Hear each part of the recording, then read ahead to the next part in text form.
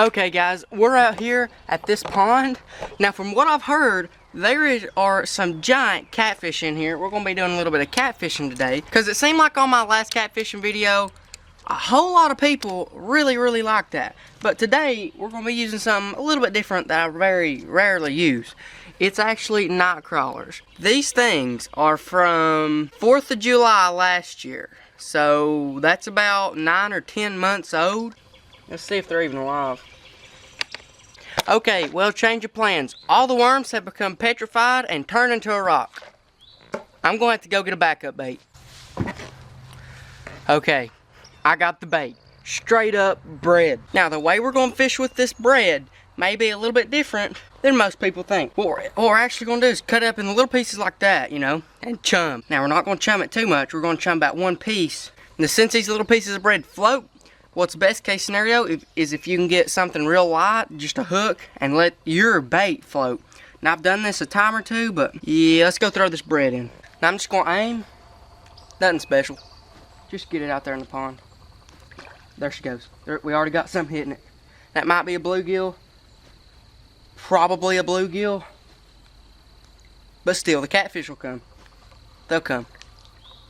Already getting hits on them right here. That's some big bluegill right there.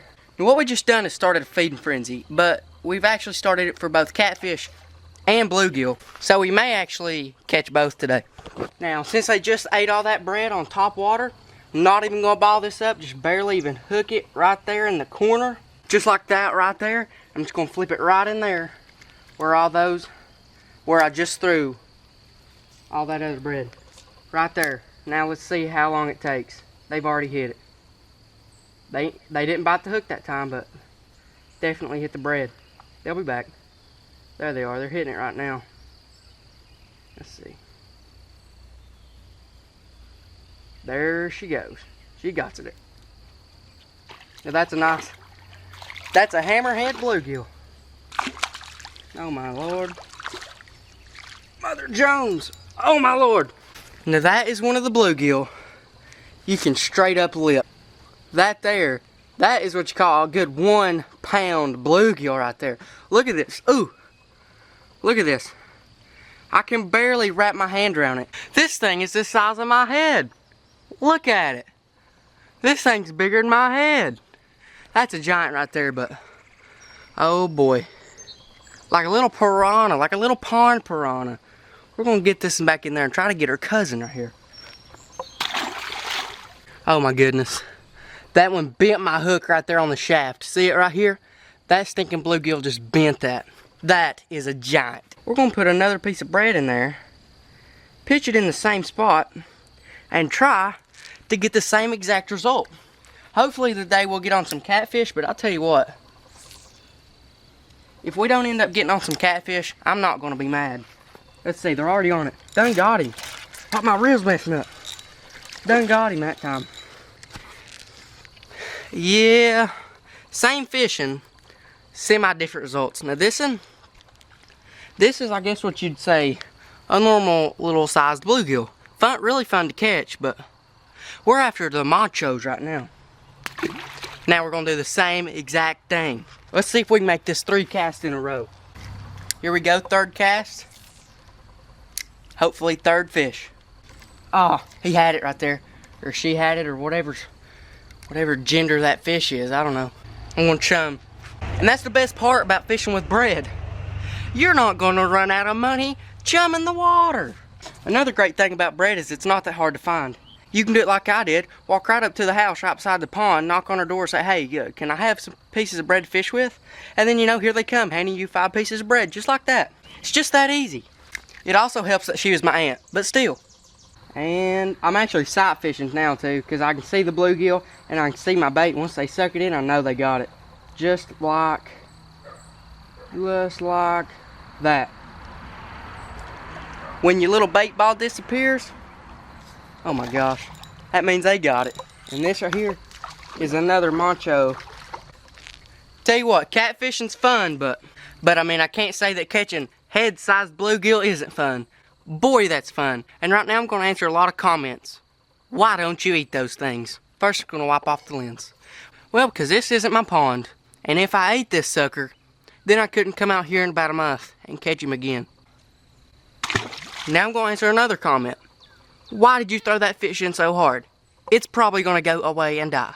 What's wrong with tossing a fish in the water whenever I just jabbed a hook straight through his face and reeled him up on the bank and then held him out of the water for about 30 seconds? And by the way, 30 seconds is the maximum. But anyways, those fish are more than happy to get back in that water no matter how they get there. They'd rather be in that water than in your hands, whether you're going to throw them or let them go the professional way. And even the professionals drop fish in the water like that. If you've never seen them, you've probably not watched many. Yeah! When your aunt feels sorry for you, so she goes and digs you up some worms. We'll put these suckers to use. There we go. Let's see how these big old bluegill react. There he is. Yeah, he liked that. He liked that. See, maximum 5 seconds. And a really nice friendly toss. And he was nice enough to leave my bait on there. There he is. Not the Boone and Crockett bluegill we're looking for, but... And I believe what I'm going to have to do is catch all these bluegill before the big catfish start showing up anyhow. Now, in my opinion, weightless bluegill fishing can be the most effective way to catch big bluegill and numbers of bluegill. The only problem is that sometimes it's really hard to cast. But, as you see right here, I'm legit burning them up every cast. The only problem is that sometimes it's really hard to get the bait out there. If these fish right here weren't right up on the bank, I'd really have a hard time getting just a plain hook with a worm on it out there to the fish. Okay guys, so as of right now, I've probably hooked and caught probably, I don't know, 20, 25 bluegill. Just out of this very small corner, there would be another one. I didn't show them all on camera, you know, just because after a while catching a bunch of bluegill this size, it gets boring. Now maybe I've got lucky and caught all the bluegill so that the catfish will come in right here at the end. Come on, big one. Uh-oh, they're here, baby. They're here. Whew, that scared me to death.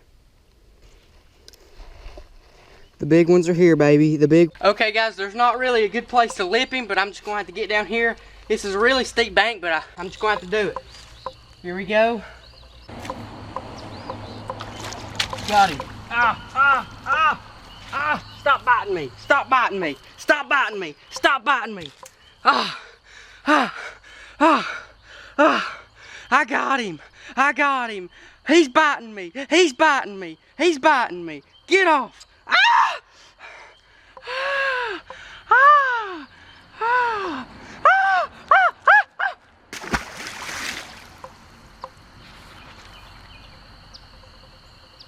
I guess we got him, didn't we? We got him to the bank. We got the hook out. I'm gonna start bleeding any minute now. Boy, did we finish the video off in a good way. I've even got pond water on my nose. Yeah, there's nothing like ending off a good video with some blood from fish teeth. That was a big one. Probably about 10 pounds, not like 40 or anything, but that was a big one compared to what this man usually catches. If you like this video, I know it wasn't strictly catfishing, mainly bluegill fishing, but hey, we came here to catch a catfish, and about an hour and a half later, we caught us a catfish on top water bread. Hit the like button, leave me a good comment, and I'll see y'all later.